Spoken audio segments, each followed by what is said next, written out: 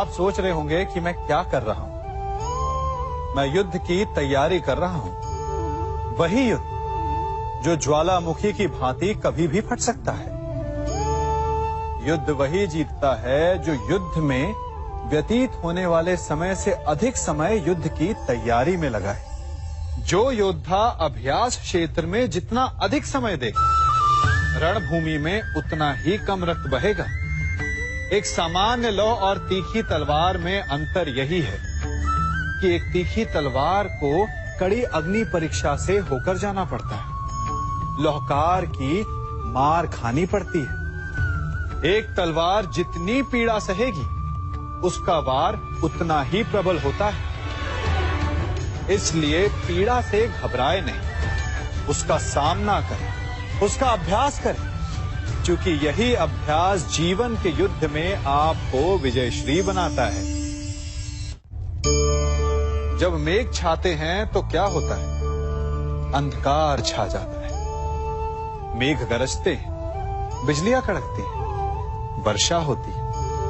सभी पशु अपने आश्रय स्थल पर जाकर छिप जाते हैं। मनुष्य अपने घरों की ओर दौड़ते हैं और सभी पक्षी अपने घोंसलों में जाकर छिप जाते हैं। परंतु एक जीव है जो गरजते मेघों को, कड़कती बिजलियों को, भारी वर्षा को भी हरा देता है।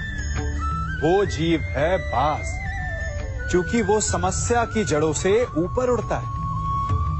वो गरजते मेघों से, कड़कती बिजलियों से, भारी वर्षा से, इन सब से ऊपर। यही अंतर है हारने वालों में और जीतने वालों में। ये युद्ध हार और जीत का नहीं, समस्या और सोच का है। यदि आप अपनी सोच को छोटी रखेंगे तो समस्या बड़ी हो जाएगी, और यदि आप अपनी सोच को बड़ी रखेंगे तो समस्या छोटी हो जाएगी। दो मनुष्यों के मध्य होता है, परंतु विजय सदैव एक ही मनुष्य को मिलती है। जबकि समान रूप से दोनों शक्तिशाली होते हैं, समान ज्ञान प्राप्त करते हैं। कारण, दो प्रकार के लोहे होते हैं, एक ठंडा, एक गर्म।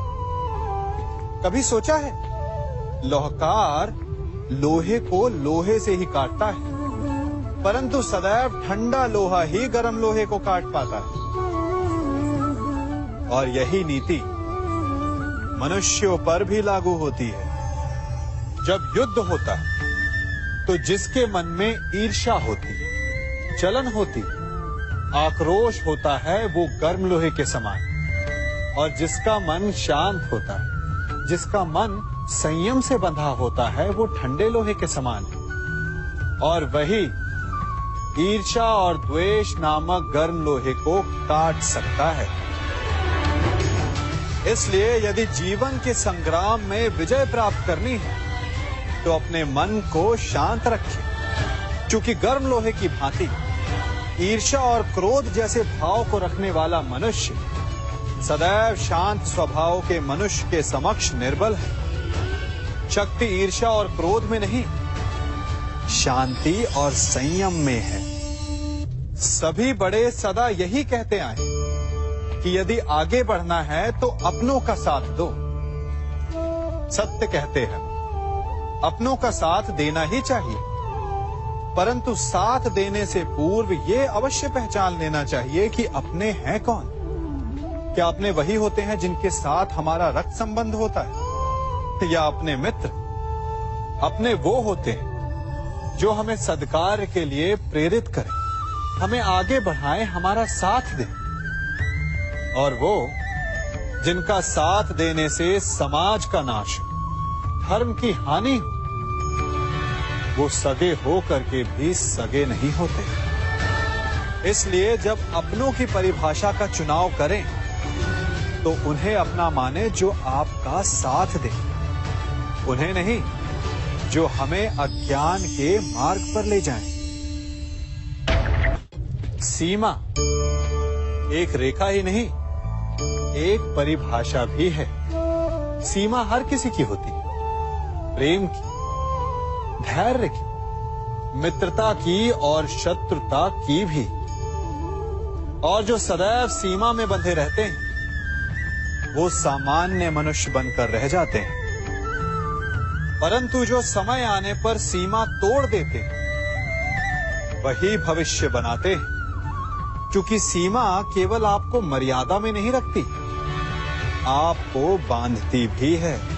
अब ये आप पर, मुझ पर, हम सब पर निर्भर करता है कि ये जाने कौन सी सीमाएं हमें बांधती हैं और कौन सी सीमाएं शक्ति के नए मार्ग समक्ष लाती हैं। इसलिए सीमाएं तो जो कर सकते हो उससे अधिक करने का प्रयत्न करो, तभी नई सीमाएं बना पाओगे। भाग्य क्या है? जो आपने किया उसे भोगना भाग्य है, या जो आपके पूर्वजों ने किया उसका फल भाग्य है? नहीं, भाग्य वही है जो आपने किया, क्योंकि हर मनुष्य को अपने कर्मों के फल भुगतने होते हैं। इसलिए यदि जीवन में कुछ भी करें तो उस पर अपनी दृष्टि अवश्य रखें, क्योंकि आपके एक कर्म का फल आपका भविष्य बदल सकता है। हम वही बनते हैं जो हम चुनते हैं, क्योंकि वही हमारा भाग्य बनता है। मनुष्य सुंदरता से आकर्षित होता है, उससे प्रेम करता है और असुंदर को देता है। ऐसा होता है ना? क्या आप ऐसा नहीं करते? करते हैं। तो सुंदर और असुंदर की परिभाषा क्या है? इस आकर्षण और विकर्षण का कारण क्या है? कभी सोचा है?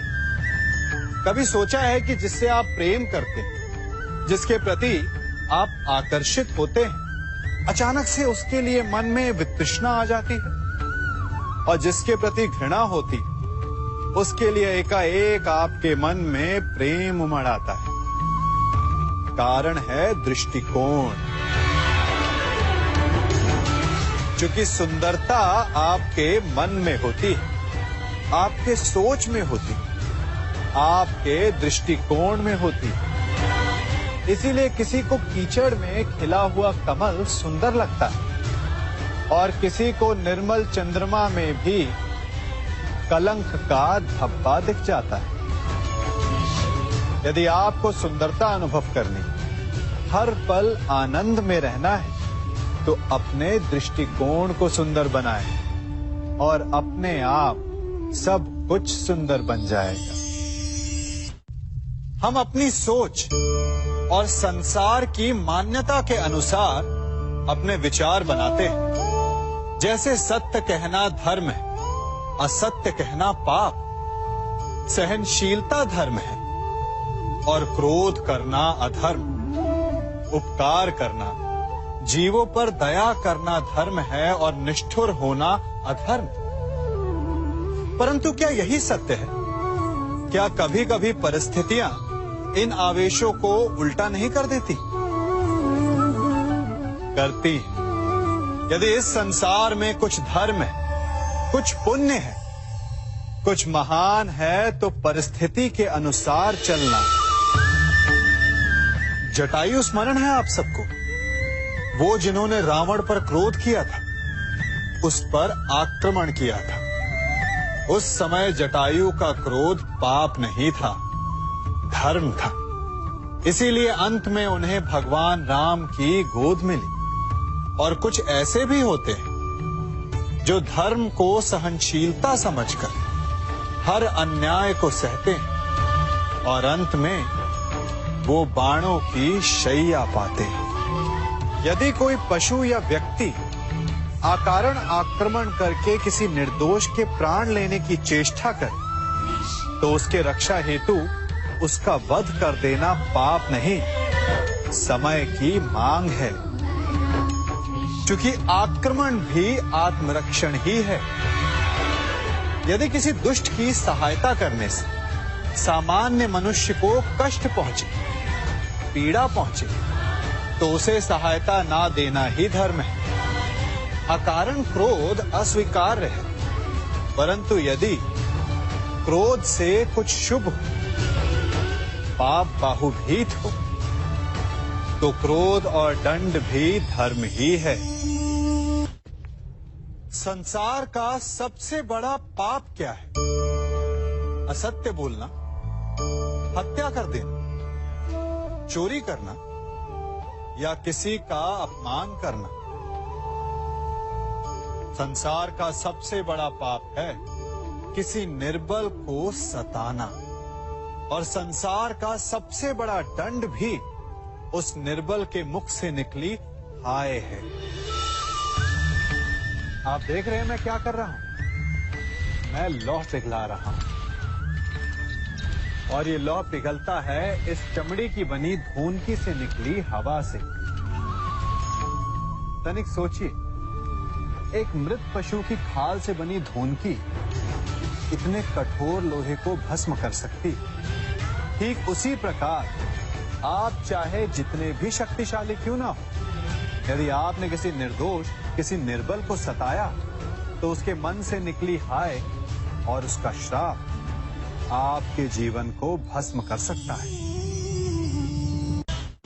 स्वर्ण सज्जन पुरुष और परोपकारी मनुष्यों की गति एक समान होती है। यदि स्वर्ण टूट जाए तो उसे गर्म करो, ताप दो, पिघल कर वो फिर से जुड़ जाता है। ठीक उसी प्रकार मतभेद होने के पश्चात भी एक सज्जन पुरुष और महान पुरुष फिर से मित्र बन जाते हैं। परंतु दुर्जन दुष्ट माटी से बने लोग उस पके हुए मटके के समान होते हैं कि जिनमें यदि एक बार दरार आ जाए तो वो स्वयं ही स्वयं का सर्वनाश कर लेते हैं। इसलिए मित्रता केवल सज्जनों से ही करें ताकि मतभेद ना हो। दुष्टों का समूह अपना नाश स्वयं ही कर लेता है। यदि कोयले की खान में जाओ तो चाहे जितनी भी सावधानी बरतो, अपने वस्त्रों पर कालिख लग ही जाती है। इसलिए दुष्ट मित्रों से सावधान। सज्जन शत्रु प्रत्येक परिस्थिति में श्रेष्ठ है। प्रत्येक मनुष्य सफलता पाने के लिए कार्य करता है। कुछ सफल होते हैं, कुछ नहीं होते, और जो सफल नहीं होते वो सदा अपनी असफलता का कारण या तो अपनी परिस्थितियों को बताते हैं या अपने सहयोगियों को दोषी ठहराते हैं। परंतु क्या वास्तविकता में ऐसा ही होता है? क्या कोई परिस्थिति या कोई व्यक्ति किसी की असफलता का कारण बन सकते हैं? उत्तर हां भी है और ना भी। कैसे? आप इस तितली को देख रहे हैं? आपने एक मक्खी को भी देखा होगा। प्रकृति ने दोनों को समान गुण दिए हैं रस पान करने का। एक तितली फूलों पर जाकर उसका रस लेती और इस अवस्था में नए फूल खिलने की व्यवस्था भी करती है, और मक्खी घाव पर बैठती है, घाव को सड़ाती है और रोग भी फैलाती है। यदि इसमें किसी बात का अंतर है तो केवल सोच का। यदि आप उचित मार्ग चुनेंगे तो आपको सफलता मिलेगी, आप में उत्साह बढ़ेगा, और यदि आप अनुचित मार्ग चुनेंगे तो आपको असफलता मिलेगी, निराशा मिलेगी। अब उचित मार्ग चुनना है या अनुचित मार्ग, ये निर्णय तो आप पर निर्भर करता है। मनुष्य सदा भला बुरा, खरा खोटा, सत्य असत्य की बातें करता है। सत्य को अच्छा मानता है और असत्य को बुरा। परंतु क्या आपने कभी ये सोचा है कि प्रत्येक वस्तु, प्रत्येक भाव का एक महत्व होता है? दोनों ही एक दूसरे के पूरक होते हैं। यदि काला रंग नहीं होगा तो क्या श्वेत रंग की आभा का अनुभव होगा? यदि असत्य नहीं होगा तो क्या सत्य के महत्ता का ज्ञान होगा? यदि बुरा नहीं होगा तो क्या भले पर आपको विश्वास होगा? कुछ महत्वपूर्ण है तो दोनों के मध्य का संतुलन। बुरी से बुरी वस्तु, समय या भाव, कोई ना कोई स्वयं में शुभ छिपाए रखती है। कभी काले गरजते मेघों को देखा है? उसके किनारे भी एक स्वर्णिम आभा होती है। उसी प्रकार यदि आपके जीवन में बुरा समय आए तो आपको अपने सच्चे मित्रों की पहचान हो जाती है। तो बुरे समय में निराश ना हो, उसमें भी कुछ शुभ खोजने का प्रयास करें और धीरे धीरे सब कुछ आपके जीवन में स्वतः शुभ हो जाएगा। संसार में सबसे महत्वपूर्ण क्या है? दृष्टि या दृष्टिकोण, समझ या सोच? सामान्यतः मनुष्य की दृष्टि और सोच में अधिकतर वो वस्तु, वो घटनाएं, वो भाव श्रेष्ठ हैं जो हमें आनंद दे, और जो हमें आनंद नहीं देते उन्हें हम दुखदाई मान लेते हैं। परंतु दृष्टिकोण और सोच को यदि एक भिन्न कोण से देखें तो परिस्थितियां भिन्न सिद्ध हो सकती हैं। जिस प्रकार भीषण गर्मी हमें सुहाती नहीं, परंतु वही गर्मी सागर और नदियों के जल को वाष्पित करती है और हमें मनोरम वर्षा का आनंद देती है, उसी प्रकार भीषण परिश्रम के पश्चात हमें सफलता मिलती है। शिक्षा के पश्चात हमें हमारा लक्ष्य मिलता है। तो सदा स्मरण रखिएगा कि दुख और पीड़ा से भागे नहीं, क्योंकि यही भविष्य में आने वाले सुख का मूल है। जब भी आपने यात्रा की होगी तो अवश्य अपने मार्ग के आसपास कुछ रिक्त स्थान देखे होंगे, कुछ खेत देखे होंगे, कोई ना कोई भूमि का टुकड़ा अवश्य देखा होगा। कुछ स्थान ऐसे होते हैं जहां पेड़ लगे होते हैं, जहां माली बड़े प्रेम से उन्हें बोता है, उन्हें सींचता है। और कुछ स्थान ऐसे भी होते हैं जहां बिना माली के खरपतवार उग जाते हैं, कुछ अन्य पौधे उग जाते हैं। माली द्वारा उगाए वृक्ष हमें ठंडी छाया देते हैं, हमें फल देते हैं, ईंधन के लिए लकड़ियां देते हैं। और बिना परिश्रम के उपजित खरपतवार यदि कुछ करते हैं तो ये कि वो भूमि को बंजर बनाते हैं। हमारा मन भी रिक्त भूमि की भांति होता है। यदि अपने परिश्रम से उसमें सुविचारों के बीज डालोगे तो फलदायक विचार उपजेंगे, और यदि उसे रिक्त छोड़ दिया तो खरपतवार की भांति अनुपयोगी विचार आपके मन को अपना घर बना लेंगे, आपके मन को मैला कर देंगे, उसे बंजर कर देंगे। अब निर्णय आपका है कि आपको सुविचार देने वाला मन चाहिए या कुंठा देने वाला। जल प्रकृति को इस संसार की सबसे अनूठी देन है। वो महासागर में भी मिलता है और मीठे तालाब में भी, वो पवित्र गंगा में भी होता है और दुर्गंध आती नाली में भी। हम तालाब और नदी को सम्मान इसलिए देते हैं क्योंकि उसका मीठा जल हमारी प्यास बुझाता है। परंतु सागर का जल पीने योग्य नहीं होता, इसीलिए कभी कभी हम उसे उतना महत्व नहीं देते और नाली के जल को हम हे दृष्टि से देखते हैं। तो क्या ये उचित है? हमारे संबंध भी इसी जल की भांति होते हैं। जिस संबंध से हमें लाभ ना हो उससे हम दूर हो जाते हैं। कभी ईर्ष्या के कारण, कभी अहंकार के कारण उस संबंध को तोड़ देते हैं। तो क्या संबंध को तोड़ देना उचित है? तनिक विचार कीजिए।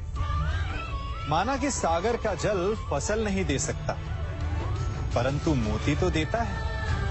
माना कि नाली का गंदा जल हमें किसी भी कार्य के लिए उपयुक्त ना लगे, परंतु वो भी कहीं लगी अग्नि को बुझा सकता है। ठीक इसी प्रकार प्रत्येक संबंध कहीं ना कहीं किसी न किसी परिस्थिति में उपयोगी हो सकता है।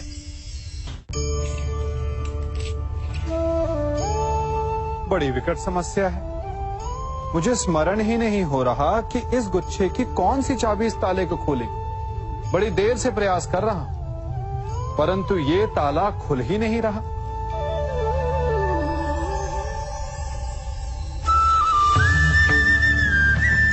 ऐसी परिस्थिति में आप क्या करेंगे? अधिकतर लोग ऐसी परिस्थिति में अपनी आशा खो बैठते हैं। उन्हें लगता है कि चाबी खो गई।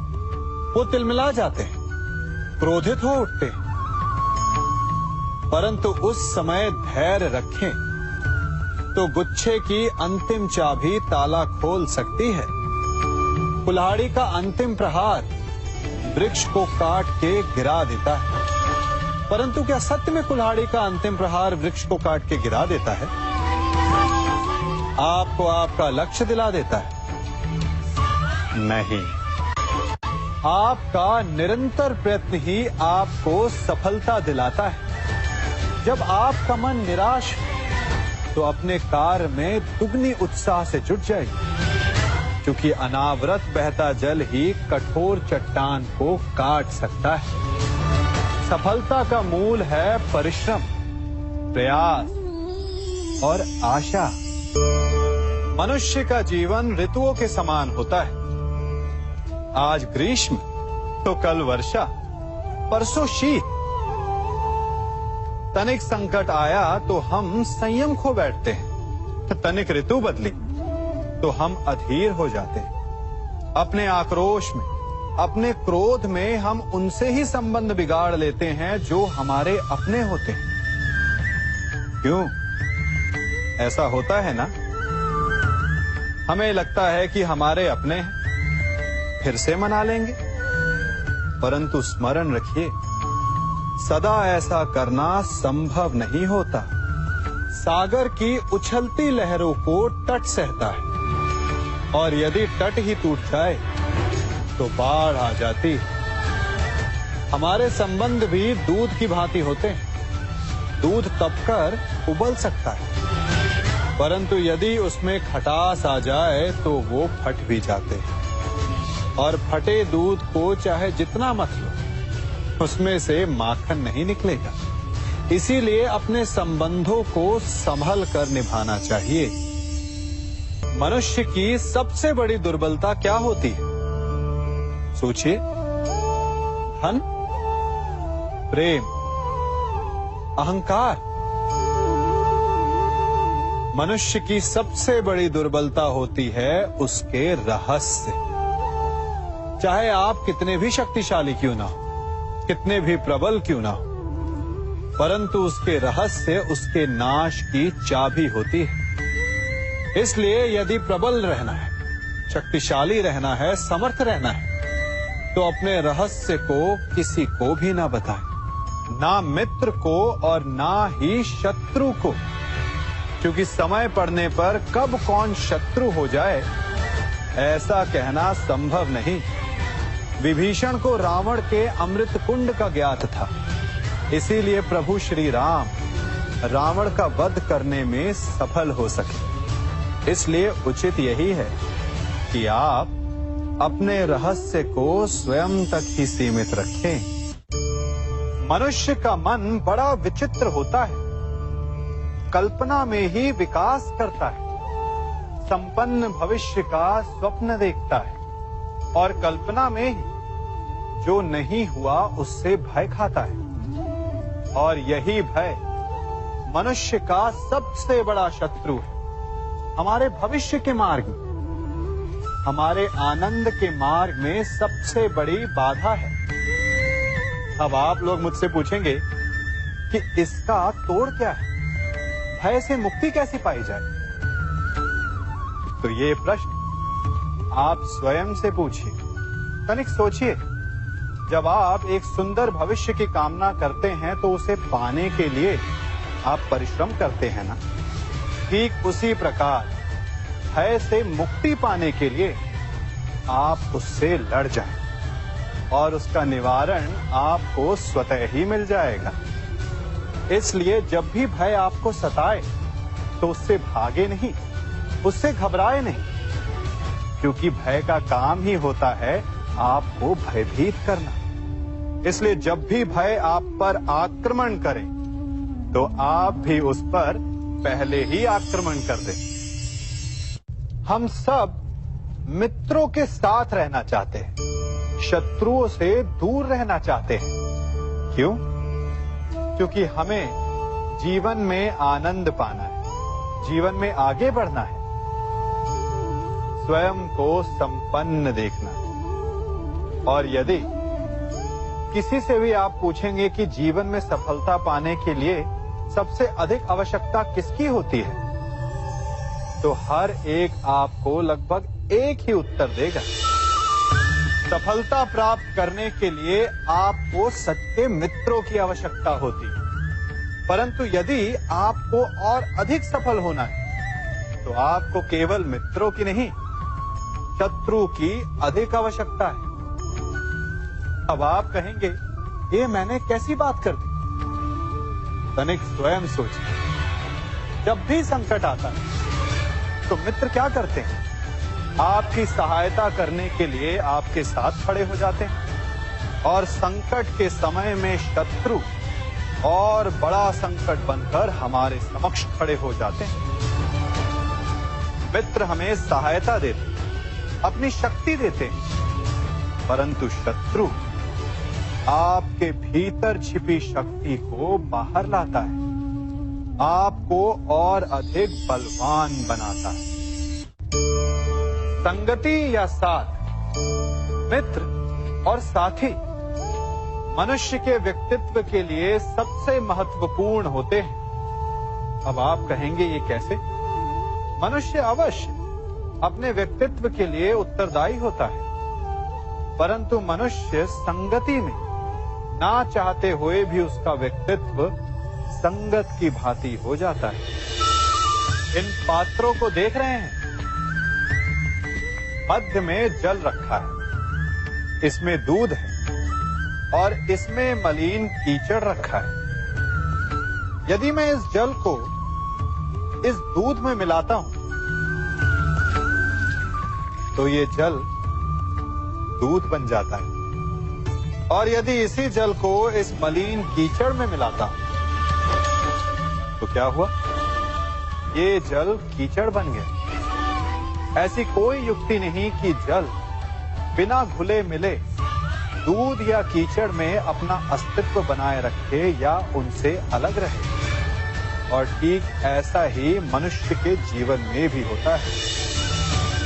यदि एक गुणहीन व्यक्ति गुणवानों की संगत में बैठे तो उसे भी गुणवान समझा जाता है, सम्मान का पात्र समझा जाता है। और यदि एक गुणवान व्यक्ति गुणहीनों की संगत में बैठे तो उसे भी तिरस्कार मिलता है। इसलिए अपने जीवन में सदैव संगति सोच समझकर सावधानी से चुनिएगा। कभी खेत में किसी किसान को खेती करते देखा है? वो उसे सींचता है, उसे जोतता है, पशु पक्षियों से खेत की फसल की रक्षा करता है। परंतु एक बात का वो सबसे विशेष ध्यान रखता है कि कहीं खेत में खरपतवार ना उग जाए, क्योंकि एक खरपतवार खेत की सारी फसल को नष्ट कर सकती है। ठीक उसी प्रकार यदि वंश की कोई संतान खोटी निकल जाती है तो वो समूचे वंश का सर्वनाश कर देती है। इसीलिए संतान के लालन पालन में विशेष ध्यान देना आवश्यक होता है, क्योंकि संतान वो फसल होती है जो वंश के आने वाले समय को महान बना सकती है या फिर वंश का पतन भी कर सकती है। मनुष्य भी बड़ा विचित्र प्राणी है। अपनों से नीचे के स्तर के लोगों को वो हे दृष्टि से देखता है, उनका उपहास उड़ाता है, उनसे बार बार कहता है कि तुम्हारा कुछ नहीं हो सकता, तुम भविष्य में कुछ नहीं कर पाओगे। जब मनुष्य के पास धन, संपत्ति, मान होता है तो वो दूसरों का आदर नहीं करता, परंतु वो एक बात भूल जाता है कि उससे भी अधिक शक्तिशाली कोई अस्तित्व में है, और वो है समय। काल। काल अपना चक्र कब बदलेगा ये कोई नहीं जानता। समय अपनी करवट कब लेगा ये कोई नहीं जानता। कोयला भी समय के साथ साथ हीरे में परिवर्तित हो जाता है। इसलिए जीवन में कभी भी किसी का भी उपहास नहीं उड़ाना चाहिए। देख रहे हैं इसे? ये रेत है। कहा जाता है कि इसे आप मुट्ठी में बंद करके नहीं रख सकते। क्यों? क्या इसका स्वभाव ही ऐसा है, या हमारे हाथों में इतनी सक्षम शक्ति नहीं कि इसे मुट्ठी में बंद करके रख सके, या फिर इसका स्वरूप ही ऐसा है कि ये फिसल ही जाएगी। कदाचित इसीलिए कहा जाता है कि आप रेत को मुट्ठी में बंद करके नहीं रख सकते, परंतु मैं आपसे कहता हूं कि आप रेत को मुट्ठी में बंद करके रख सकते हैं। कैसे? इसका उत्तर है, यदि आपके हाथों में पसीना हो तो आप रेत को अपनी मुट्ठी में जकड़ सकते हो। और पसीना कैसे आता है? परिश्रम से, प्रयास से। तो यदि आप परिश्रम से निकले पसीने से आप रेत को मुट्ठी में बंद कर सकते हो, तो ऐसा क्या है जो आप जीवन में परिश्रम से पा नहीं सकते? मान, सम्मान, धन, संपत्ति, बल, ये सब परिश्रम की उत्पाद है। हम कौन हैं? हमारा अस्तित्व क्या है? हम क्या हैं और क्या बन सकते हैं? ये बड़ा विचित्र प्रश्न है, परंतु उतना ही महत्वपूर्ण भी। मनुष्य सदा अपने वर्तमान प्रारब्ध के लिए अपने अतीत को उत्तरदायी ठहराता है, अपने जन्म को, अपने परिवार को उत्तरदायी ठहराता है। परंतु तनिक सोचिए, एक कमल जो कीचड़ में खिलता है, वही कमल भगवान की मूरत पर शोभित होता है। एक कोयला जिसे कोई भी शीघ्र नहीं छूना चाहता, परंतु वही कोयला धरा का ताप और दबाव सहकर हीरे में परिवर्तित हो जाता है, और वही हीरा मस्तक पर सुशोभित होता है। तो इन उदाहरणों का निष्कर्ष क्या है? इन उदाहरणों का ये निष्कर्ष है कि उससे कोई अंतर नहीं पड़ता कि आपने जन्म कहां लिया।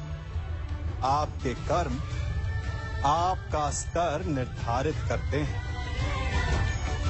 हमने कहां जन्म लिया ये हमारे नियंत्रण में नहीं था, परंतु हम कब और कहां अपने जीवन की अंतिम श्वास लेंगे ये अवश्य हमारे नियंत्रण में होता है।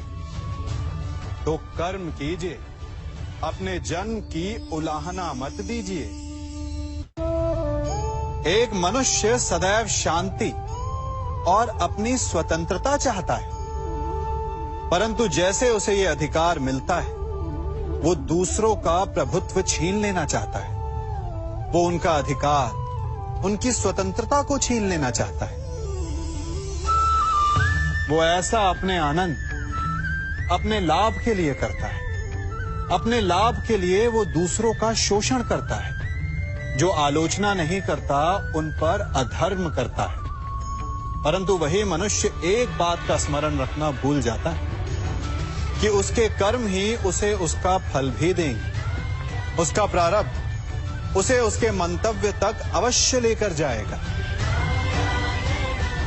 वर्षा का जल चाहे सागर में मिले या माटी में, परंतु समय के सूर्य की किरण उसी जल को वष्प में परिवर्तित भी कर देती है। इसीलिए किसी भी मनुष्य की विनम्रता का इतना अधिक लाभ ना उठाएं कि वो उग्र हो उठे। मैं क्या कर रहा हूं? मैं इस पौधे को सींच रहा हूं। आप भी ये कार्य प्रतिदिन करते हो।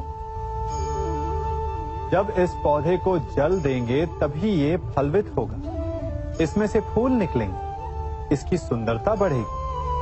परंतु प्रतिदिन ये कार्य करने के पश्चात भी हम इससे एक महत्वपूर्ण सीख लेना भूल जाते हैं। हम कभी पौधों के पत्तों पर, उनकी डालियों पर, उनके फूलों और फलों पर जलधारा नहीं डालते, उन्हें धोते नहीं, परंतु फिर भी वो पनपते हैं। यदि जल जड़ में जाए, वही सफलता का मूल है। यदि आप एक बार में अनेक कार्य करने जाएंगे, तो आपको एक कार्य में भी सफलता नहीं मिलेगी। परंतु यदि आप बुद्धिमता से, दृढ़ मन से एक कार्य साधेंगे, तो एकाएक स्वतः ही सारे कार्य सध जाएंगे। जो आपका मूल है, जहां से आपको सिंचाई मिल रही है, यदि आपने उसकी जड़ को छोड़ दिया, तो एक सूखे पौधे की भांति आप भी सूख कर गिर जाएंगे और अंततः अपना अस्तित्व खो बैठे। हमने एक बात अपने माता पिता, अपने बड़ों से, अपने बुजुर्गों से सुनी ही होगी कि संगति का प्रभाव मनुष्य पर पड़ता ही है। यदि वर्षा की एक बूंद सीप के मुख में जाए तो वो मोती बन जाती है, और यदि वही वर्षा की एक बूंद सर्प के मुख में जाए तो विष। तो क्या यही सत्य है? नहीं। आपने कभी चंदन के वृक्ष को देखा है? उस पर सर्प विचरण करते हैं, विषधर उससे लिपटे रहते हैं, परंतु फिर भी चंदन का वृक्ष विषैला नहीं होता। वो तब भी सुगंध देता है और पवित्र माना जाता है। तो इसका रहस्य क्या है कि वर्षा की बूंद पर संगति का प्रभाव पड़ता है और चंदन के वृक्ष पर नहीं? इसका रहस्य है आत्मबल। वर्षा की बूंद वातावरण के अनुसार स्वयं को बदल लेती है, इसीलिए उसकी संगति ही उसका प्रारब्ध बन जाती है। परंतु चंदन का वृक्ष अपना व्यक्तित्व, अपना गुण नहीं खोता। इसीलिए यदि आप में आत्मबल हो, आपका मन दृढ़ हो, तो बुरी से बुरी कुसंगति भी आपका कुछ नहीं बिगाड़ सकती। सिंह को जंगल का राजा कहते हैं। सभी पशु पक्षी उसका बल मानते हैं, उससे भयभीत रहते हैं। परंतु सिंह को भी अपने भोजन के लिए आखेट करना पड़ता है, घात लगानी पड़ती है, बड़ी दूर तक उसे अपने शिकार का पीछा करना पड़ता है, और तब जाकर उसे भोजन मिलता है।